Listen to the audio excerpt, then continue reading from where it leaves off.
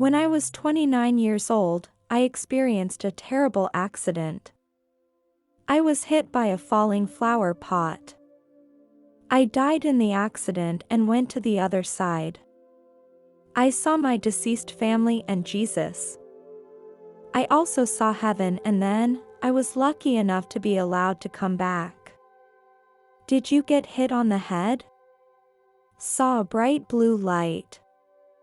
That's the best way to describe my crossing. If you ever see that light between your eyes, that's the way to heaven. After the flower pot hit me, I felt a strong heat, and that blue light was all around me. I felt intense heat around my body. I didn't know what was happening or what to expect. I just went with the flow, and I heard a voice calling to me, "Stop struggling, you're hurting badly, I'm taking you to a place." So I did as I was told. I followed. I felt very relieved that the pain was slowly disappearing. I followed the light moving upward until I couldn't see anything below me. Many steps appeared in front of me. As I walked up one step, a second step appeared immediately, followed by the next. I walked up the steps and I didn't feel tired at all. I don't know how long I walked, no longer appearing new steps, when I stopped and looked up. I saw a small white footbridge built of stone. I looked up to the right of the bridge. I saw my family standing there. My father, my grandmother, and my uncle. I tried to talk to my family, but they couldn't seem to hear me. All I could see was them smiling, looking so calm and loving. It was so beautiful there, no clouds, no trees. There was only pure white. It was the brightest, purest white I had ever seen. The white light surrounded them all. It looked so bright. There was a huge building behind the bridge. It was made of white stone. Now that I look back, maybe this was heaven. The first person who spoke to me was my father. He said, "Daughter, what are you doing up there?" I told him, "I don't know. I got hit by a flower pot and came here. I think they are so lucky. I envy them for being able to live here." I saw a bright light in the distance. I tried to get closer to see it more clearly. And my grandmother blocked me. Then I tried to get closer again, and this time my father stopped me and said, "You can't go there yet."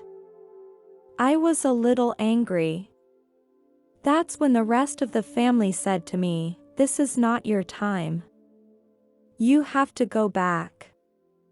You have a lot of things to accomplish. Go back." I replied, "I don't want to go back. I want to stay with you guys, and I don't know how to get back." At that very moment, a light appeared above me, like a bright flashlight in the dark. I looked up to find the source of the light, and that's when I saw Jesus. He moved directly in front of me. Then he looked me in the eye, and I looked at Jesus and said, "Do I have a choice?" Jesus replied, "Of course you do. You are hurt badly. If you want to stay here, no one will blame you." Then I said, "What will happen to my mother down there? And my son, can I let them come up with me?" Jesus did not answer me. He put his hand on my shoulder and, without saying anything, told me to look down. I looked down, and I saw my mother and the rest of my family looking so sad and lost. Then Jesus told me, "They are sad that you are leaving." I could see their hearts, too. I could feel their sadness. Then Jesus said, "This is what their lives will look like in the future." I saw my mother become depressed. She stayed at home. she stopped eating and her health became worse and worse. Then I saw my son's graduation ceremony. He was about 25 years old and he was so sad that he didn't have his family with him. It made me feel so proud to see him so good. The choice became a lot easier and I knew I had to go back. Then, I heard their prayers. My husband, my neighbor, and my mother. I could feel their thoughts and prayers as if they were right there with me. After I heard the prayer, I walked up the steps. I told Jesus, I want to go back. Jesus agreed with my decision. He said, "Very well, your time is not up yet. I have more important things for you to do." Then I thought, will I go back and experience physical pain? Jesus must have read my mind. He said, "Don't worry about this, I will give you a healthy body."